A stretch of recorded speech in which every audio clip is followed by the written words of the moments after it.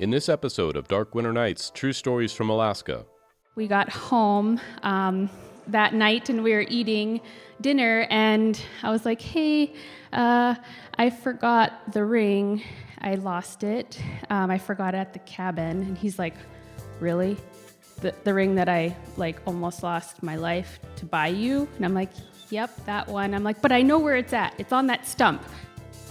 Don Erbeck shares a story about the hazards of bringing jewelry into the wilderness, and I share the story of the most dangerous case of a misplaced item in my life. The surgeon walks into the room, leans over to me, and says, well, we messed up, except he didn't use the word messed. He chose a word that had a little bit more of a finer point on it to better describe exactly what had happened. Lost and Found. Up next on Dark Winter Nights, True Stories from Alaska, I'm Rob Prince.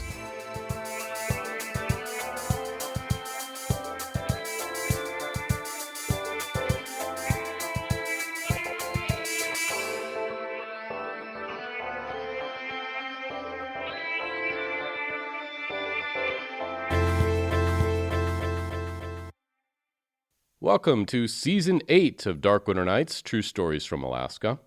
Losing stuff can really sting, but finding it again can be quite the rush. I can remember when I lost my wallet and a couch cushion when I was about 11 years old. I was pretty well freaked out, even though I can't imagine what important things I could have had in there as an 11-year-old. Maybe about $7 and a baseball card. I don't know, but I was very happy when I got it back. And the longer the time period between when you lose something and when you get it back, the more miraculous it seems when it's returned to you. In today's episode, we have two stories about items being lost and then found sometime later. Our first story comes from Dawn Erbeck, whose story adds new meaning to the phrase diamond in the rough. She told this story at our February 2022 live event in Fairbanks. My name is Donna. I'm going to tell you a story about a ring and a guest book from a public use cabin. So back when I was 19, I was going to UAF, and my boyfriend at the time decided that he needed to go fishing on a fishing boat to earn some money.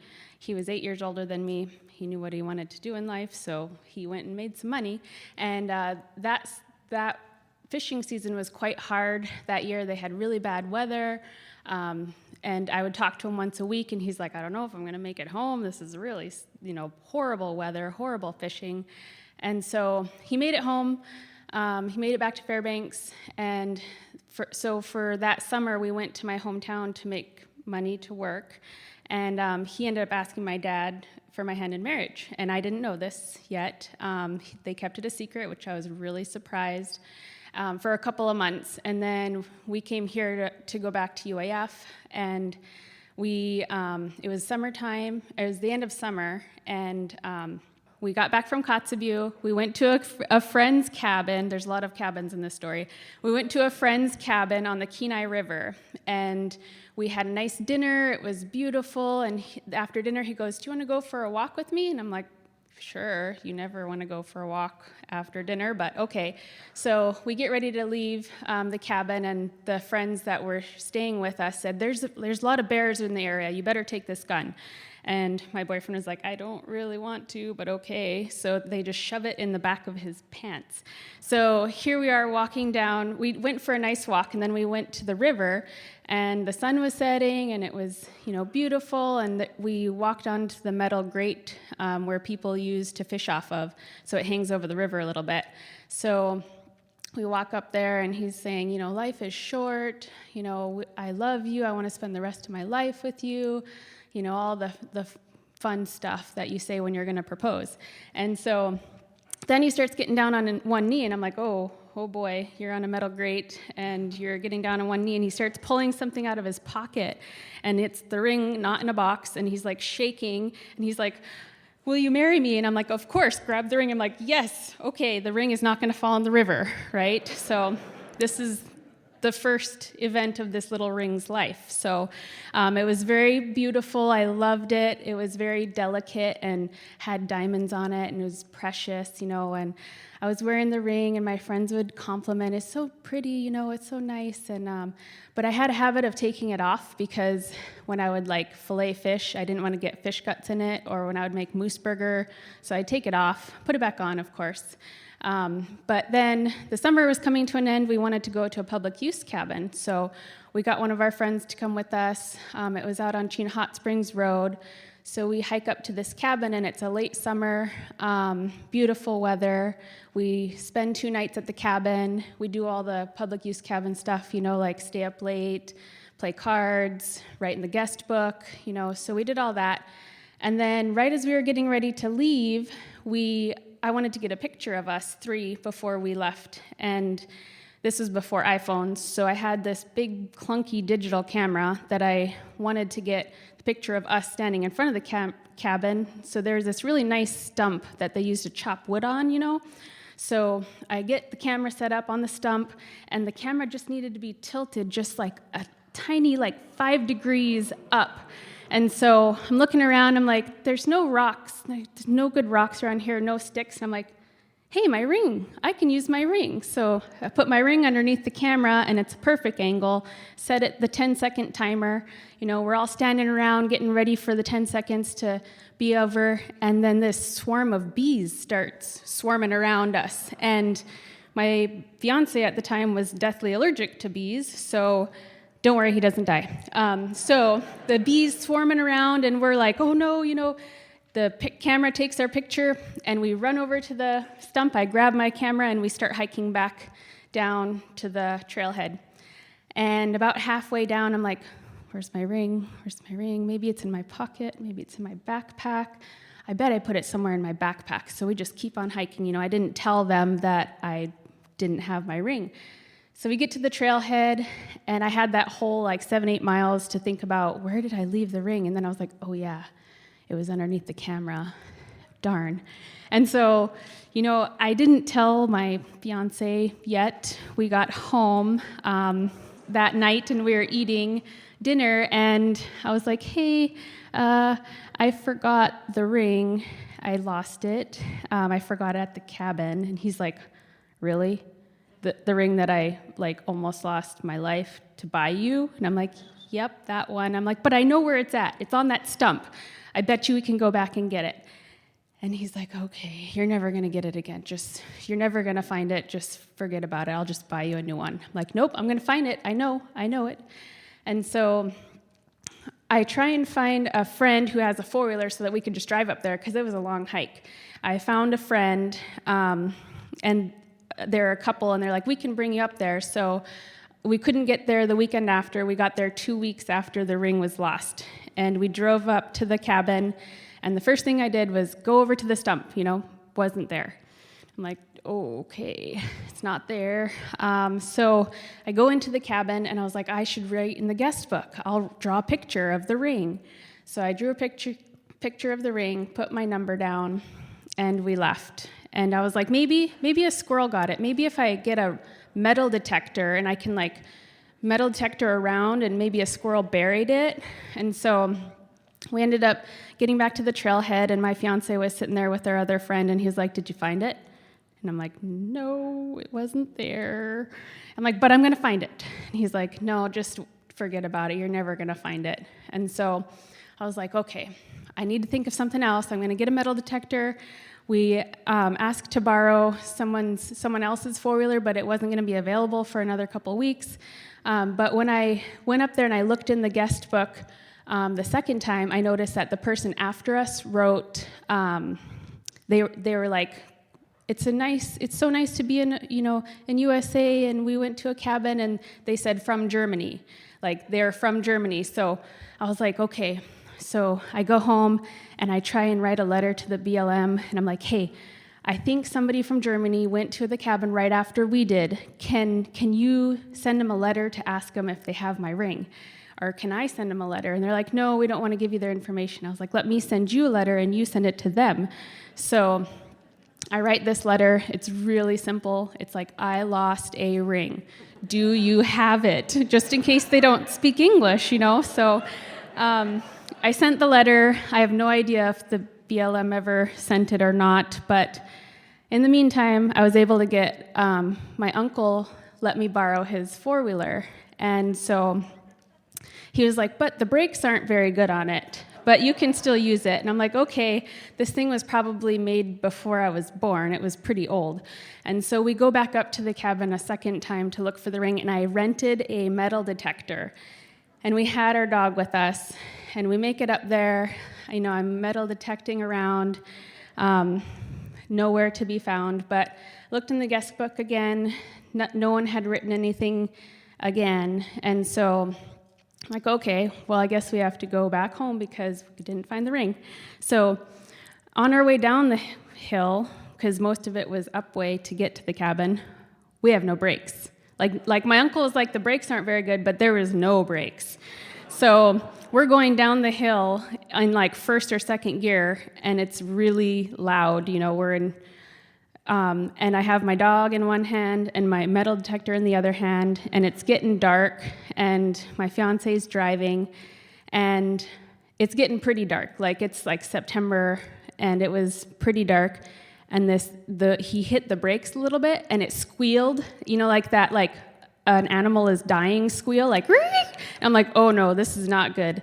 And I was like, don't press the brakes anymore. And he's like, okay, and all of a sudden this big, huge, hairy thing runs across the trail, and he like hits the brakes, and it sees us, and my dog sees it, and I'm like, oh, what do I can't, he's like, get the gun, and I'm like hanging on to the dog and hanging on to the metal detector. I'm like, what one do I not hold on to?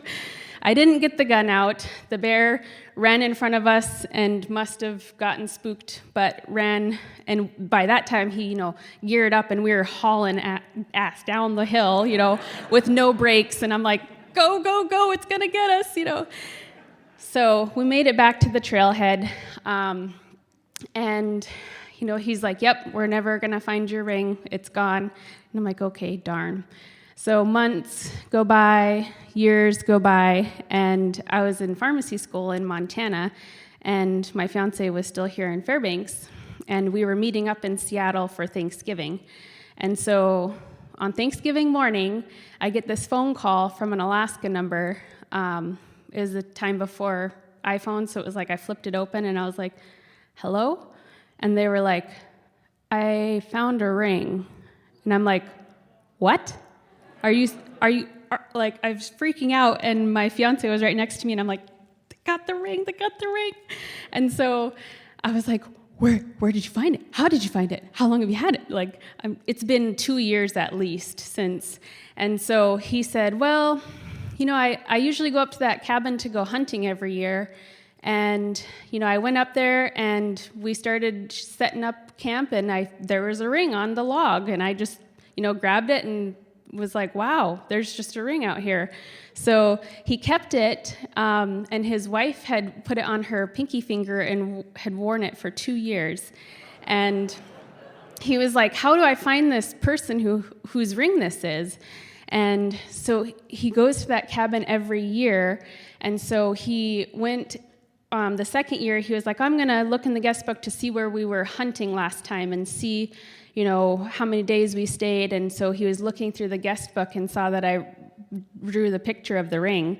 And so he was like, yeah, I've put your number down, and I make a to-do list every year, and I have to get the to-do list done by Thanksgiving. So this was the last thing on my to-do list, was call the girl with the ring. So I was like, oh my gosh, I'm like, I told you so. And so we made a plan for my fiance to meet up with them, because he was coming back to Fairbanks, and I was going back to Missoula for pharmacy school, so I wasn't going to be able to get the ring from the people who had it, but we planned that they would go out to lunch, and they would exchange the ring, and I still had, a month or so before Christmas break, then I can come home and actually have the ring, So I told my fiance, I was like, you get the ring, you put it in a safe spot, don't lose it. He's like, yeah. And so he kept the ring safe, and he brought it to the airport when he came to pick me up during Christmas break. And I get off the plane, and I'm like, do you have the ring? He's like, yep, I do. So he pulls it out, and I put it on. I'm just like, oh, this is like, it was like coming home. A piece of me I got it back. It's like, oh, this is so awesome. And I've never met the people who found the ring because they exchanged it with him. So if anyone knows these people, please let me know. If anyone has heard this story before, it would be really awesome. And I do still have the ring somewhere here. I do still have it. It's right here.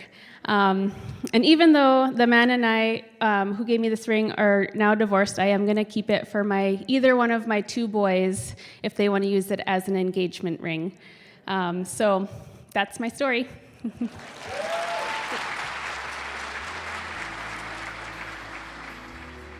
Dawn Erbeck. She shared that story at our February 2022 live event in Fairbanks. This is Dark Winter Nights, True Stories from Alaska, the Lost and Found episode. I'm Rob Prince.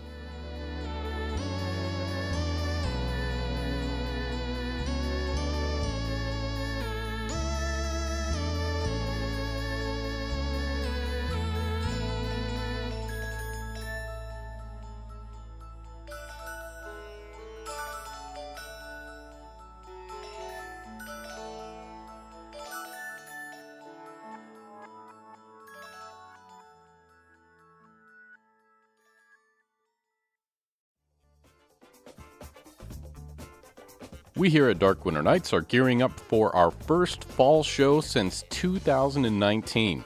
It will be the Saturday before Thanksgiving, November 19th, 2022 at 7 p.m. in Lathrop High School's Herring Auditorium, like usual. We're actively recruiting storytellers for this next show, so if you've got a true story from Alaska you'd like to share with us, you can submit it at darkwinternights.com. People often ask me what kind of stories we're looking for. Well, whatever you got. Start off by submitting it, and then we'll let you know if it's something that's going to work for us or not. But, of course, the rules are it needs to be a true story that happened in Alaska, and preferably it happened to you. But we're also interested in historical stories from Alaska as well. And they don't all have to be bear stories. I've got plenty of true stories from Alaska, but none of them happen to be about bears. Okay, I have one story about the time that I thought a squirrel was a bear, but in my defense, it was crawling along the forest floor over leaves, so it sounded about 1,000 times bigger than than it was, and I couldn't see it, it was like behind me. But other than that, I got no bear stories, and we're not just looking for near-death experiences. We're looking for all kinds of stories that could technically have happened anywhere. Our goal in Dark Winter Nights is to share the real Alaska with the world, and the real Alaska certainly involves a lot of encounters with nature, but it also involves a lot of more regular, everyday kind of things, like the time that someone mistook me for a motivational speaker or other things like that. That could happen anywhere. So if you've got a story that you think might be good for us, please contact us, darkwinternights.com. I help our storytellers by coaching them to get the most out of their story, so you don't have to worry about your story being perfect. And if you really are uncomfortable with the idea of getting up on stage and telling your story in front of a whole bunch of people, that's okay. We can also record the story one-on-one for our radio program like this or our podcast. So once again, darkwinternights.com is where you can submit. And also, I would like to deputize all of you to be, deputies for Dark Winter Nights. And if you hear a great story, please tell whoever told it that they should tell it on Dark Winter Nights as well, because we want to capture these stories to share them with the world and to save them for future generations. DarkWinterNights.com is also where you can find a link for our brand new book, Cabin Stories, The Best of Dark Winter Nights. It's a collection of stories from the first years of our show. You can also find a link to our podcast full of Dark Winter Nights episodes carefully crafted to go very well with chopping wood or raking leaves or whatever outdoor chores you're sneaking in before the snow flies. The website again is darkwinternights.com.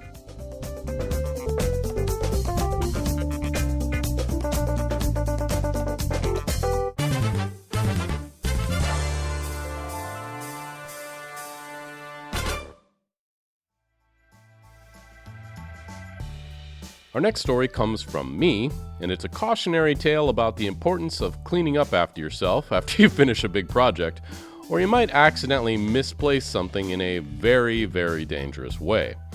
It's also the story behind how I briefly got the nickname Sponge Rob.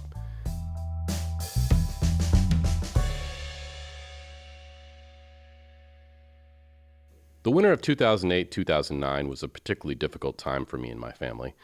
My father was dying of cancer, and we had moved back to Michigan from Alaska to be near family.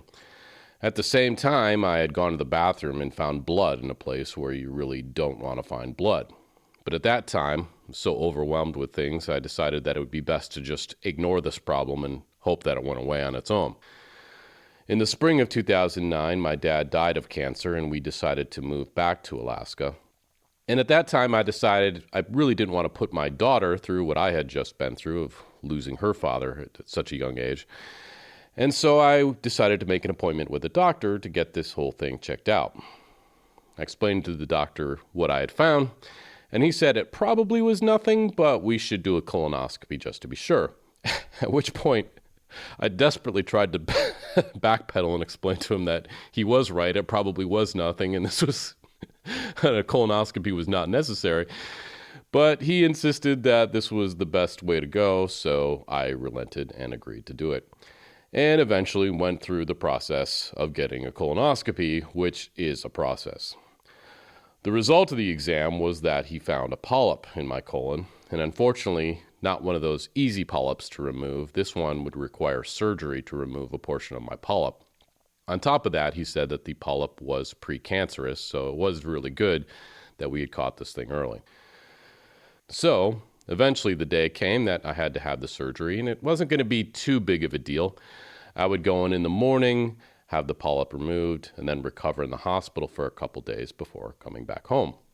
And everything started out normal. I had the surgery in the morning and then was recovering in my room that afternoon when I started to develop a bit of a fever. Now, I had had surgery a year or two before on my abdomen and developed a little bit of a fever in the afternoon as well. So I assured the nurse, this is just what my body does. I get a little bit of a fever in the afternoon. It's nothing to worry about. Well, fortunately, she didn't listen to Dr. Prince, and she called the surgeon to see what he thought we should do. And the surgeon said that they should do an exam on me to make sure that nothing was wrong with the surgery. Now, if you've ever had abdominal surgery, you know that the only way you are comfortable is if you are lying completely still, not coughing, not laughing, not moving. If you're in that situation, you're fairly comfortable. But the slightest little bump, the slightest cough or laugh is incredibly painful after you've had abdominal surgery. So the process of taking me in my hospital bed downstairs was extremely painful. Every little crack, every little bump onto the elevator would send shock waves of pain through my body. And on top of that, what was waiting for me was no picnic either. The exam involves pumping me full of liquid until I feel like I'm going to pop, laying me down on a hard, cold stainless steel table, and then jostling me around so the machine can scan my intestines to see if anything's leaking. The particularly horrific thing about this table is it cannot move gently or slow. Every time the table moves, it's a jolt that sends more shock waves of pain through your body. And on top of that, I'm pumped full of so much liquid that I feel like at any minute now I'm going to pop and repaint this entire exam room a nice taupe. In the midst of this incredible discomfort, the surgeon walks into the room, leans over to me, and says, "Well, we messed up," except he didn't use the word messed. He chose a word that had a little bit more of a finer point on it to better describe exactly what had happened. "We left a sponge in you," he said. In a brief moment of fleeting optimism, I said, "Where? Like up in my colon? Can you just go up there and pull it out?" And he's like, "No, we left it inside you. We need to open you up again and pull it out." I have to say that will probably go down as one of the worst moments in my life. They let me relieve myself of the pressure in the bathroom and then loaded me up into the hospital bed again and brought me back up over all the little bumps and cracks to my hospital room. where I waited a few more hours until it was time to have the second surgery that evening. The next day, the surgeon came to my room and apologized again and explained exactly what had gone down. He said that over the course of the surgery, they'd had 30 objects inside me, and when the surgery was over, they counted the objects and they counted 29. So the nurse recounted, and in the second recount, she counted 30, so they thought they had everything and they stitched me back up. But it turns out that the first count had been right and the second count had been wrong. Which made me wonder later, why don't you do a tiebreaker? You got one vote for the not enough out, one vote for yes, there is enough out. Let's do a tiebreaker and, see who wins. The sponge they had left in me was not sort of your typical, dishwashing type sponge, but more of a kind of a flat sponge, I guess. More like a bandage. The surgeon felt bad for a variety of reasons, one of which was that this second surgery meant that I was going to have to spend an extra day recovering in the hospital. But really, in the end, it wasn't that huge of a deal. I called my friend in South Carolina to tell him the story, and he said, "Well, you're going to sue, aren't you?" I said, "I don't know. It really wasn't that bad of a deal." Then I called my mom and explained the story to her, and she said, "Well, you wouldn't sue, would you?" So, once again, Mom always comes out on my side. The whole day after the surgery, no hospital administration came by to see me, which did start to bother me a little bit. But finally, the second day, they came by and apologized for the situation and explained to me that the surgery would, of course, be free, at which point I determined, I guess they have a policy, sponge free or it's free. It wasn't until years later that I realized what an incredible opportunity I had missed in my foggy post-surgery state. Why hadn't I asked for a year of free meals at the hospital cafeteria? Why hadn't I said that I wanted to appear in a hospital TV commercial as an important doctor with other doctors circled around me listening to my incredible medical advice? It will certainly go down as one of the biggest missed opportunities of my life. A couple days later, I returned home from the hospital, not that much worse for wear, and sometime later returned to work, where I regaled everyone with the story of how I had had a sponge left in me, and it was through my colleagues at work that I eventually got the nickname Sponge Rob. That was me, Rob Prince, reminding you to always thoroughly clean up after yourself when you're completing a big project. As my mother used to hound us when we were kids, don't just leave a mess, follow through, follow through.